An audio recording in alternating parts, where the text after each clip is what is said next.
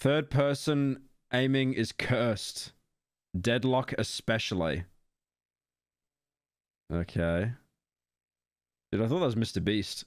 I thought that was Mr. Beast. YouTube thumbnails have like fucked me, dude. I actually thought that was Mr. Beast because I saw the "it's over."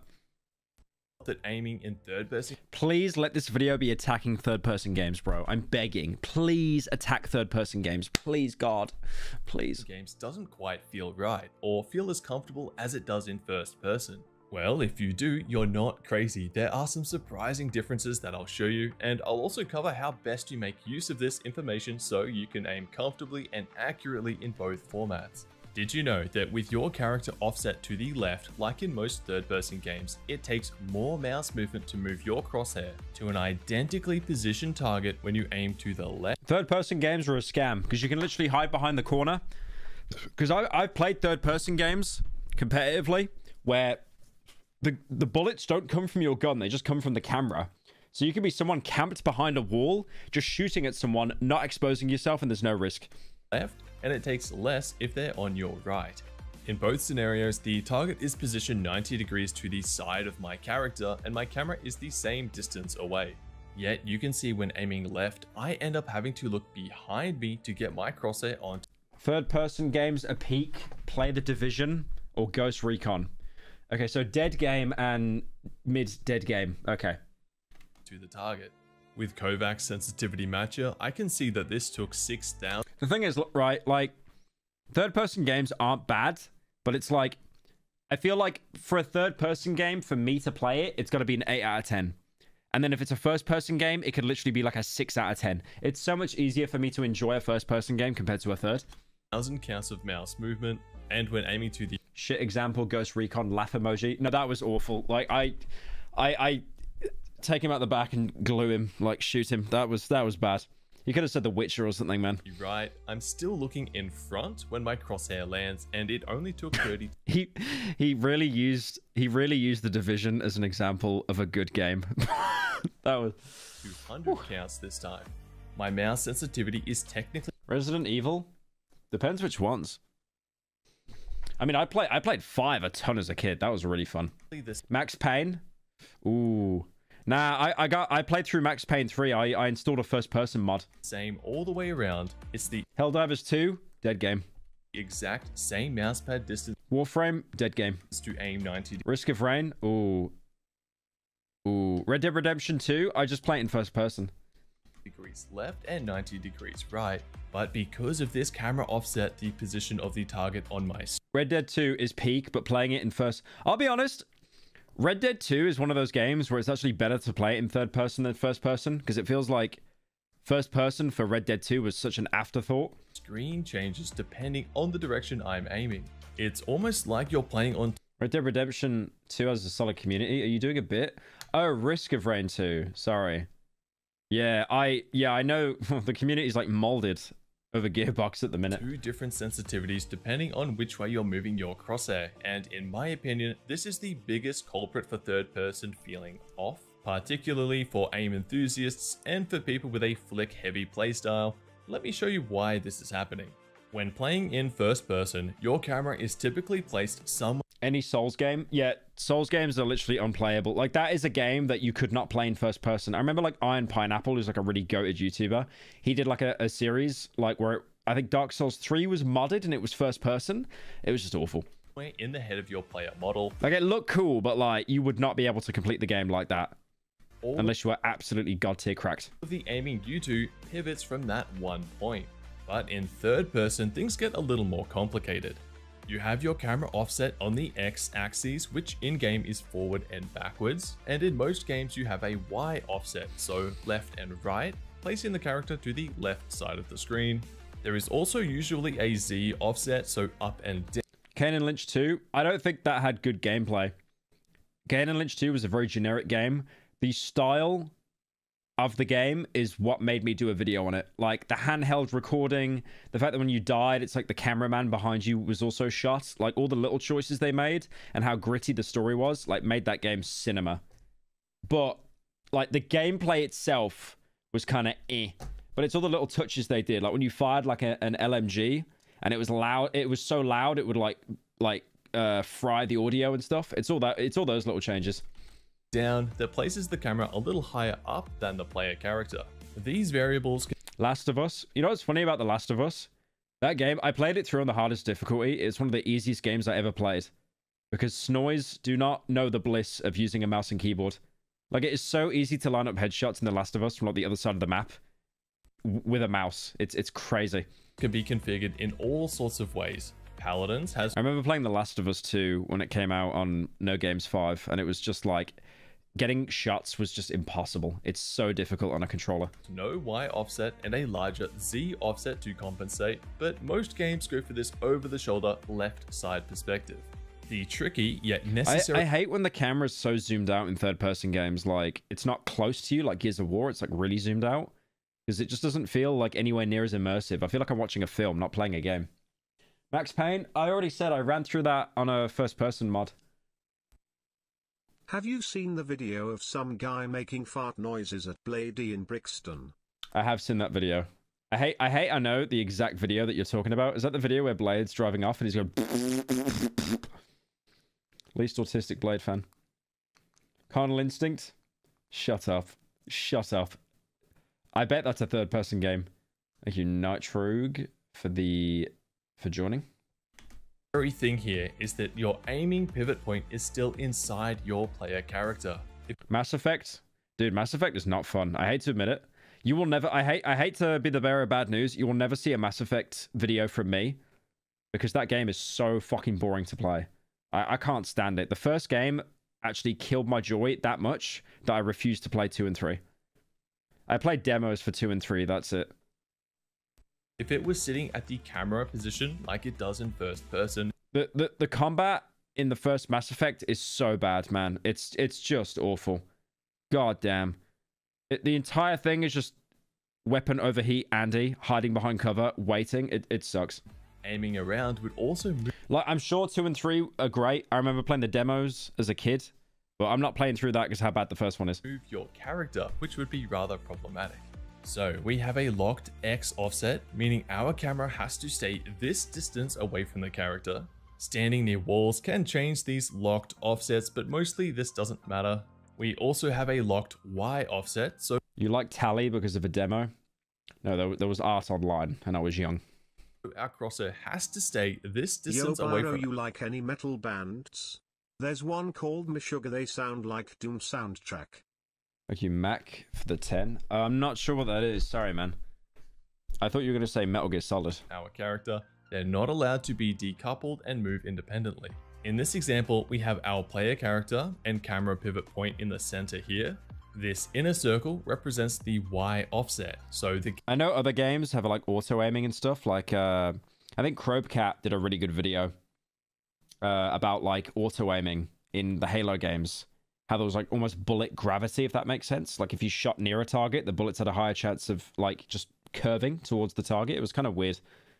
Also, Crobecat 100% is going to do a video comparing Dead Rising and the remaster. Gap between the crosshair and character. And the outer circle is the X offset, so the distance between the camera and the character. Imagine this is our crosshair coming out of the camera. If I wanted to aim this target over to my left, I have to stay locked into these two offsets and pivot around the character. So when I aim to the left, I have to travel all this extra distance around it to reach it. And when aiming to the right, I basically get to take a shortcut and arrive there much sooner. If I was playing first person, it'd be the same 90-degree angle both ways. What's he yapping about? He's showing the axis difference, like between the camera and the movement when it's third person. Because third person, it's a lot harder to do. But because we are locked into these offsets, our aim... Because all you do when you make a first person game, you remove the character entirely, you make them invisible, and then the gun that you have is like, it's like a layer. It's like a texture, if that makes sense. It's not really there. People don't see that gun in game. You only see that because it's like a picture.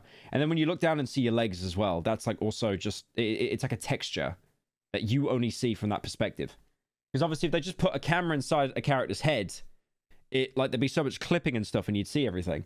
I think some games tried experimenting with having your full body actually being represented. I think Fear did that, First Encounter Assault Recon.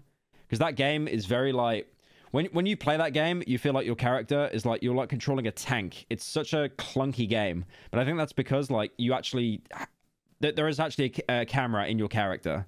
It's not like just a model where like a gun is painted on and stuff. Is noticeably different depending on armor. Oh yeah, the armor series did that as well. That's right. Yeah. Where we are aiming. And here is one more example to show this off in game. If I hold down A to strafe left and track this target, I start to move further and further away. And overall, this doesn't take much mouse movement to do. If I hold down D to strafe right and track them, I move in a tight spiral, meaning I have to use significantly more mouse movement. Both examples are simply doing the same thing. Yeah, third-person combat up close sucks. I feel third-person combat was built for long range. In different directions, yet the aiming... Except, of course, if you're just spamming a pickaxe in Fortnite. ...experience is completely different. Fungus third-person? No, it's not, isn't it? Isn't it isometric? Oh, good night, Civil.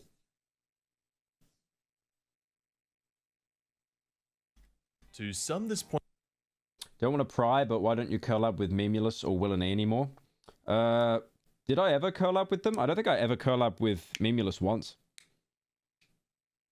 Willany does a lot of stuff with James Marriott, I think. I actually caught up with James a couple months ago, I think. It's really nice. I haven't spoken to him in like years. It's not we're on bad terms. I just think like we just don't reach out to each other, which is pretty normal. Like most YouTubers are just social hermits. And as well, it's like, if I collab with Willany, firstly, he'd want to be interested, and then secondly, what can we even do? Like, our content is so different, right? Like, I'm doing drama, slop, and game reviews. Like, it's basically just nerd content compared to what he does. For how it impacts our actual gameplay, aiming at targets to our left feels slower, aiming at targets to our right feels faster. Damn, that was a really good headshot, though. And one caveat here is that this effect isn't as noticeable at longer ranges. The effect becomes much more pronounced the closer they get. It's third-person combat is so much better for long encounters though, because you're just looking at a crosshair. If you're playing like Destiny and you're like ADSing, like you've got this big clunky gun taking up like half the screen to your sides. Like you have so much clarity there. Ultimately, there isn't too much we can practically do about this. I think the most valuable thing to glean from this is an understanding of why your aim may feel off in these games. Simply knowing that you're not crazy or wondering why your aim may feel worse in third person can be quite validating and can help you get over some hurdles that may have prevented you from playing these games. I know that personally, considering I care so much about aim, if it feels off or bad in certain games, that what is that game he's playing? I've never seen that before. Can kill my motivation to learn or play it, when in the long run, it may actually end up being something I would have really enjoyed if I had stuck to it. With Valve's third-person MOBA shooter on the horizon, adapting to and learning. Have you played Voices of the Void? It's funny you mentioned that. I want to do a video on it, but one of the devs literally came into my chat and basically said, don't do a video on it until it's like updated. Oh, wait, no, that wasn't Voices of the Void. That was one of the guys that worked on Pressure. That's right. I really do want to do Voices of the Void, but like, is there any point if the game isn't anywhere near done yet? I don't know. Learning third person is suddenly more important to me, and I'm sure to many others as well. This left-right aim discrepancy impacts flick-heavy playstyles the most in my opinion. To have consistent and accurate flicks, you need a solid understanding of what mouse movements correlate to certain crosshair distances on screen. Tracking and... Yeah, again, it's like, look how obtuse that is. Like, you've got a huge gun on the screen. Especially with that one where he was doing first-person aiming. Playstyles the most, in my opinion, to have... Like, look how much that gun takes up on the screen. And you're not relying on an actual crosshair. You're just relying on, like, the iron sights of the gun. And accurate. Still got a headshot. Did you flick him, you sweat? It was me. I farted. I'm in the other room. Flick. Average Battlefield chat. You need a solid understanding of what mouse movements correlate to certain crosshair distances on screen. Tracking and micro flicking tends to be a much safer bet in third-person games. Flicking still has its place. Look at your Discord. My mate did a drawing. That is not helpful at all. What, on the server? Is it in the art channel? I posted this, by the way. It's really funny. Is Darkwood out yet? Just Homelander.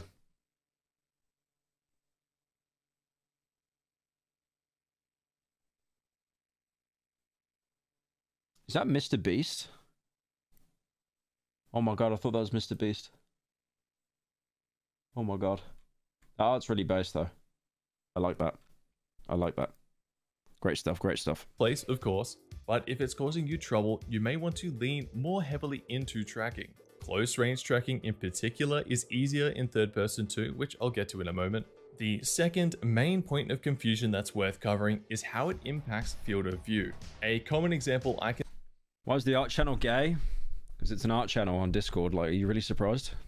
Do you know where you are right now? Can think of is Fortnite players jumping into aim trainers like Kovacs and wondering what field of view to play on. While there are third-person scenarios, the vast majority are first-person, so naturally a Fortnite player will choose 80 field of view, the same as in Fortnite. But when you do this, everything feels so zoomed in and claustrophobic, even though you're playing on the same field of view. So what gives? Check this out. This is Fortnite Tile Frenzy on 80, and this best FOV in a first-person game is 95. I will die on this hill. I will die on this hill. 95 is the best FOV you can have. Anything less, you play on console. Anything after that, go back and play Quake Pro. This is also Fortnite Tile Frenzy on 80 field of view. 100 is better. Nah, it's too much, bro. 120, that's messed up. Do you like seeing what you're playing with 120 FOV? Do you like seeing what you're playing? Do you like that? 120 FOV, that's like simulating, like, basically being lifted up into heaven. Ah yes, another stream that mentions the game Paladins, which is better than Overwatch. What was Paladins again? Wasn't that the game that fell off? That's some really cool art, though. View, it may seem much wider, but 120 is too much, man. 120. 90 and 95 is like the peak. It's the exact same setting. I've simply cranked the Z camera offset to 10,000. I even added 2 walls here at an 80-degree angle, so we can see... Pro, I have to go, but tell me if you're a big boy before I go. Right, so that's someone on 120 FOV right there. Disgusting behavior. We are in fact on that same field of view. What's changing is how much extra information there is between our character and the camera.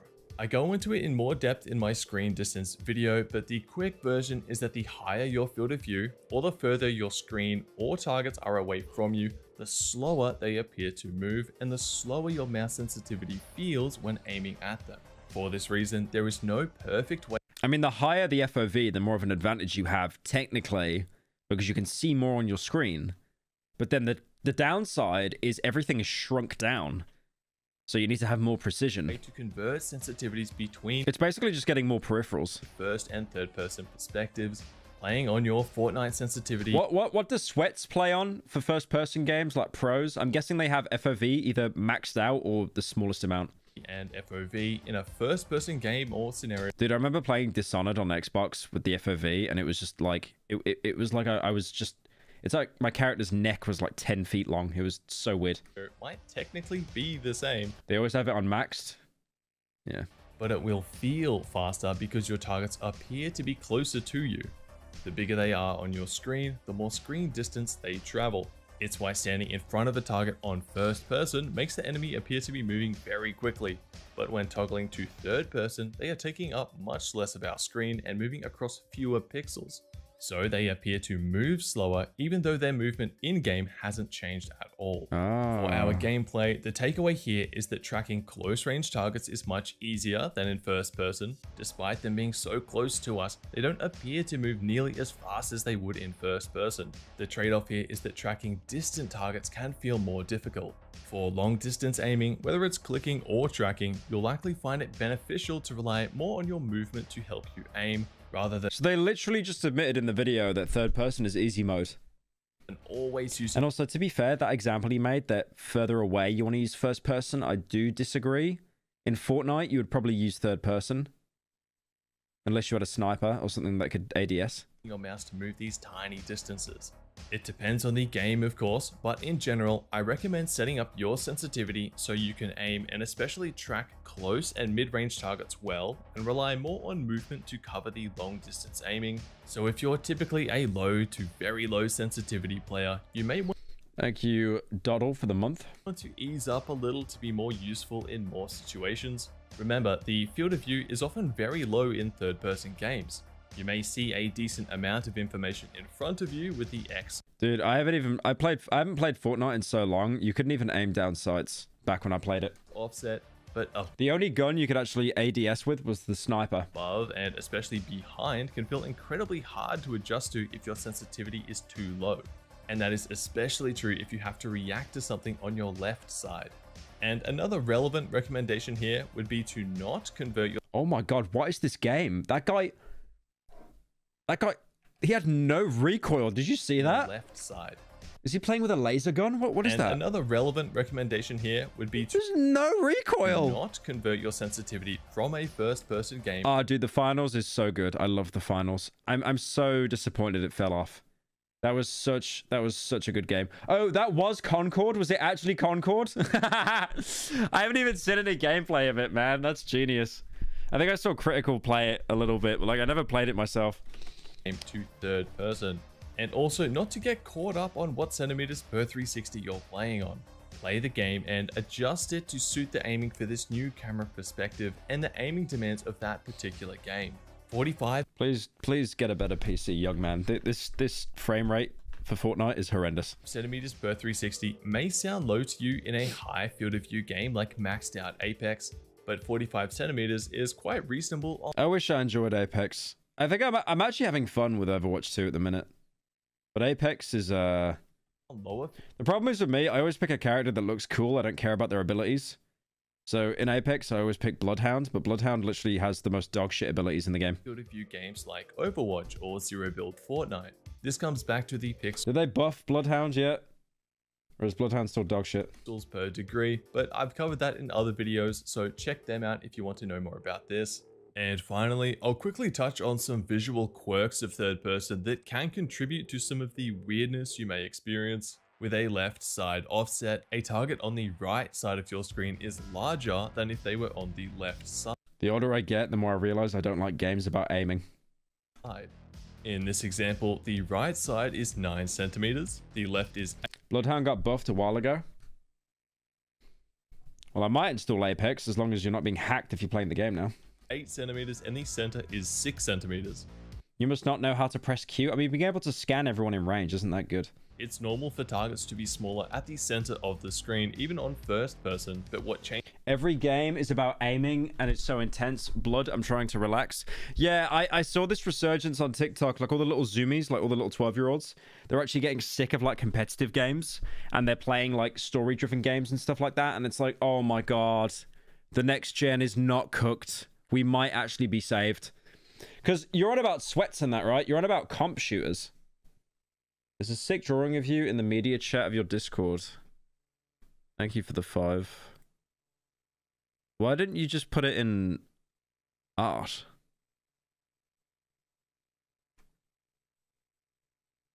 I don't see it. Where's the media? Dude, there's too many tabs on this Discord server. Where's the media chat?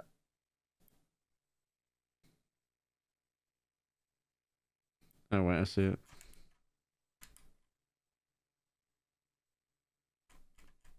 I don't see anything.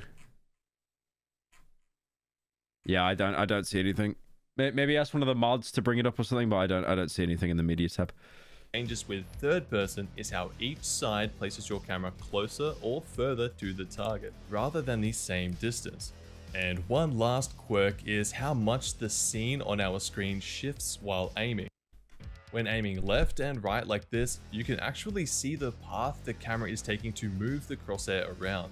The camera doesn't just look left, it curves around, shifting and exposing the screen quite dramatically. This is especially noticeable if we use extreme offsets. Aiming like this feels incredibly awkward and basically impossible. While we're not being subjected to crazy offsets like this in-game, the same impact is still happening, just to a lesser degree. Fortunately, these are the sorts of things you will adjust to over time. They may just present some initial awkwardness if you aren't accustomed to third-person aiming yet.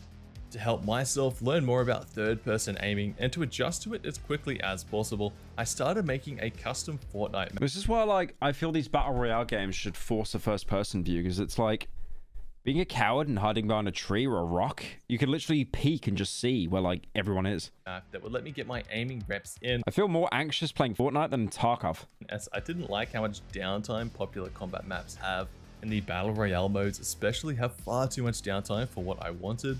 I wanted constant third-person aiming against moving targets. I remember they added characters as well that literally had like bigger hitboxes. Didn't they add like they added like the Peter Griffin chicken from Family Guy or something? In a real game environment, so that's exactly what I ended up making. And it totally exceeded my expectations in how useful it ended up being. This isn't just for learning and practicing aim in Fortnite, but for third-person perspective in general. While the exact offsets and field of view will be different between games, they're usually pretty close these days, so there's plenty of skill transference. And while I initially played to learn about third person and practice Fortnite, most recently I've been using it to prepare for Valve's upcoming game. The map is called Aim Arena, and you can find it in-game in Fortnite by that name or this code, and this is how it works. You spawn in, choose your loadout, then head into the arena.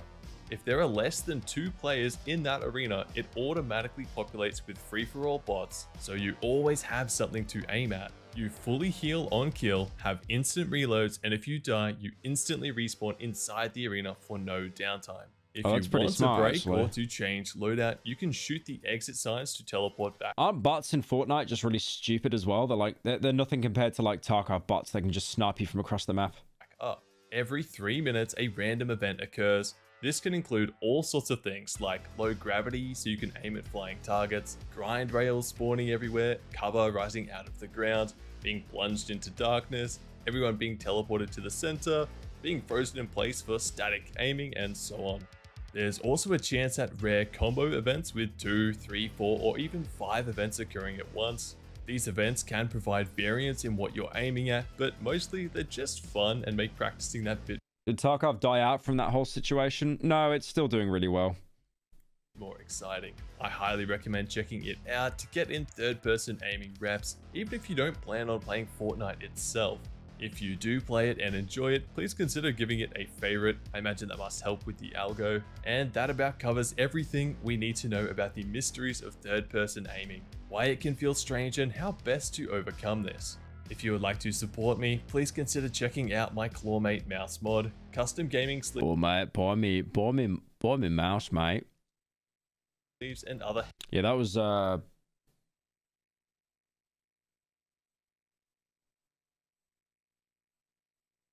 Whoa. I just saw something at the bottom of the screen. I thought it was something completely different. Whoa.